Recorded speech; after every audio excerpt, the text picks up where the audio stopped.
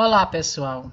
As reformas da educação na República Velha, de 1889 a 1930, será o nosso assunto da aula de hoje. Após a proclamação da República e a promulgação da Constituição de 1891, em que assumem o poder os marechais Manuel Deodoro da Fonseca e Floriano Peixoto, o Brasil entrou numa nova fase, onde nós vamos ter a transformação das províncias em estado. Agora, cada estado passa a ser regido por sua própria Constituição. Os governos são eleitos pelo voto e possuem seus próprios aparatos policiais. Nesse momento histórico chamado de República Velha, começa a ocorrer o crescimento da camada média da população, juntamente com o processo de urbanização do nosso país. Essa camada média passava a ser composta de comerciantes, funcionários do Estado, profissionais liberais, militares, religiosos, que viam na educação a possibilidade de ascensão social. Nós vamos ter as primeiras decisões republicanas na área da educação. Várias decisões governamentais foram tomadas com relação à educação, momento em que esta recebeu muita atenção por parte do novo governo. Com isso, tais modificações aconteceram em todos os níveis do ensino, inclusive no nível superior, que, aos moldes da Europa, formava oradores sem funções práticas na sociedade. Faltavam instituições que se dedicassem a pesquisas científicas e aos estudos filosóficos metodológicos. O ensino secundário, cujo conteúdo era de predomínio literário, exclusivo aos alunos do sexo masculino, tinha forte participação da chamada iniciativa privada, onde esse era caracterizado como ensino preparatório para o ingresso no curso superior.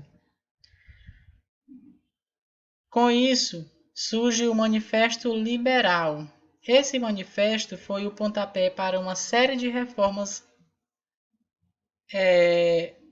educacionais importadas. Vale dizer que evidenciava a distância do Brasil real para o Brasil ideal. Então, o país ele passava por várias reformas, inclusive dentro da educação. A educação recebeu, em 1879, a reforma do ensino livre, proposta por Leôncio de Carvalho, em cujo teor consta a liberdade do ensino, o exercício do magistério, separado das funções administrativas, a liberdade de frequência às aulas e outras. Essa data também foi marcada pela introdução do ensino feminino no nível secundário. Até então, a prioridade era somente para alunos do sexo masculino. Em 1891, a nossa Constituição instituiu o Sistema Federativo de Governo e o ensino foi descentralizado, coexistindo a dualidade de sistemas, uma vez que reservou à União o direito de criar e manter escolas superiores e secundárias nos estados e proveu o Distrito Federal de Ensino Secundário. Os estados ficaram com o ensino primário e o ensino profissional, então houve uma divisão, que era a escola normal para moças e escolas técnicas para os rapazes. Nesse período, as escolas, as mulheres, elas não frequentavam a mesma sala de aula de meninos. As meninas tinham a sua sala de aula e os meninos tinham também a sua sala de aula. Foi a consagração do sistema dual de ensino. Nós vamos ter, de um lado, nós tínhamos a escola primária e profissional para os pobres, e de outro lado, a secundária e superior para as classes dominantes. Observem-se então que a escola de certa forma, ela possuía um caráter discriminatório. Face aos desacertos nos sistemas de ensino brasileiro, foram introduzidas várias reformas na tentativa de solucionar os problemas mais graves. Então, nós tínhamos vários problemas no campo da educação. Uma das mais importantes foi a reforma da instrução pública, promovida por Benjamin Constant em 1890, que nem sequer foi posta em prática na íntegra. Outras reformas se seguiam como: nós vamos ter a Lei Orgânica Rivadavia Correia, a Reforma Carlos Maximiliano, de 1915, a Reforma do Colégio Pedro II e a Reforma Rocha Vaz, no governo de Arthur Bernardes. Então, tudo aqui está associado, relacionado a fatos da história. Então, como nós podemos observar, a história da educação ela está atrelada à história do nosso país. Não podemos afastar, colocar de um lado separado história e de outro lado a educação. Então elas andam juntas. O ensino médio teve como marca principal nesse período a expansão da rede particular, que restringiu o atendimento à elite, enquanto as camadas menos favorecidas da população permaneciam fora da escola. Aí nós vamos ter as primeiras decisões republicanas na área da educação. Vejamos, algumas escolas profissionalizantes atendiam a um número restrito e pouco significativo de jovens que serviriam de mão de obra qualificada e atuariam nas fábricas ou no comércio de expansão. O chamado ensino profissionalizante. Quanto ao ensino superior, o período foi marcado pela expansão das escolas particulares e por uma melhor organização das esferas estaduais.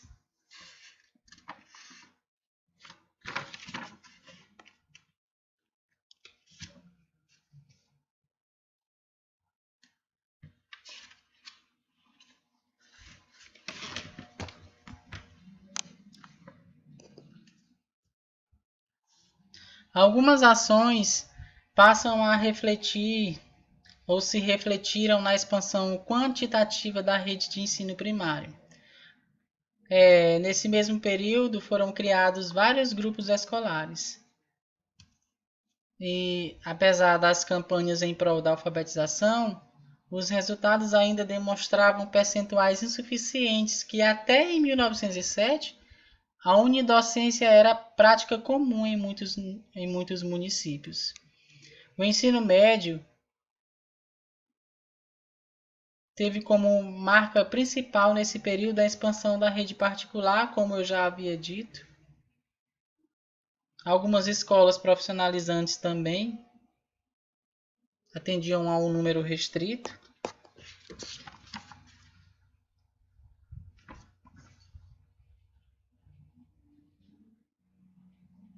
A aliança da aristocracia dominante com o militarismo, útil na primeira fase do período republicano, logo deixou de ser interessante, onde resultou tirar Marechal Floriano Peixoto do poder, e a aliança com a burguesia internacional passaria a representar a saída econômica para a permanente escassez de recursos do Estado brasileiro.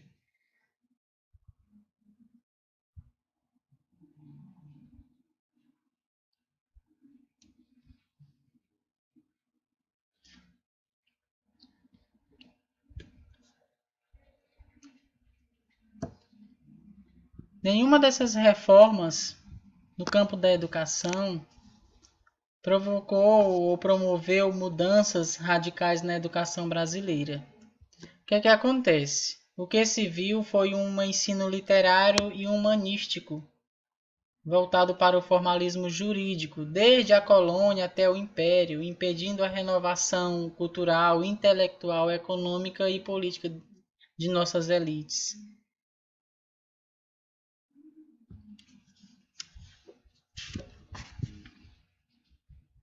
Em meio à crise política, surgiram forças antagônicas que se uniram para formar a Aliança Liberal com a finalidade única de chegar ao poder. Tal aliança se concretizou, mas em meio a tantos desentendimentos internos que houve na época, a luta passou a ser pela manutenção do poder.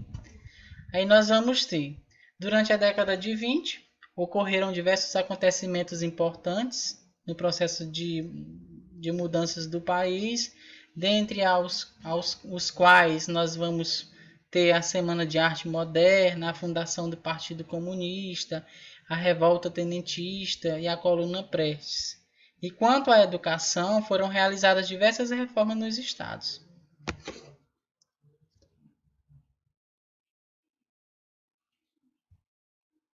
A educação recebeu as influências do clima de contestação e clamores por mudanças. As pessoas elas estavam incomodadas e queriam que, de certa forma, houvesse mudança no campo da educação. Os educadores passaram a se envolver em dois movimentos educacionais chamados de otimismo pedagógico e de apelo à qualidade.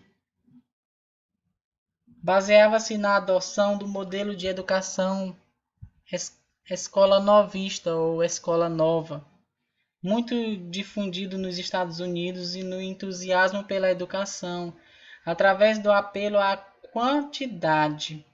Acreditavam que a ampliação do número de escolas resolveria o problema educacional brasileiro.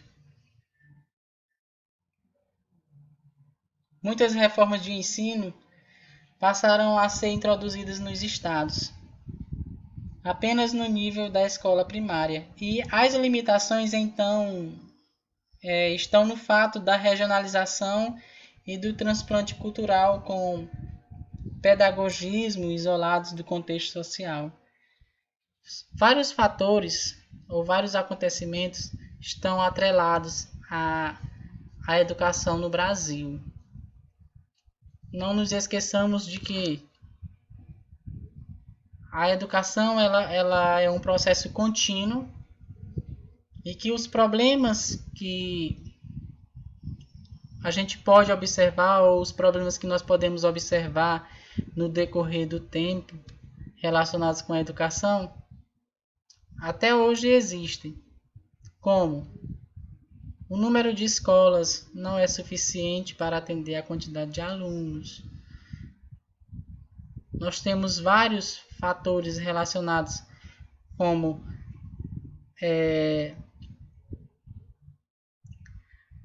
os professores profissionais não são bem pagos como deveriam ser.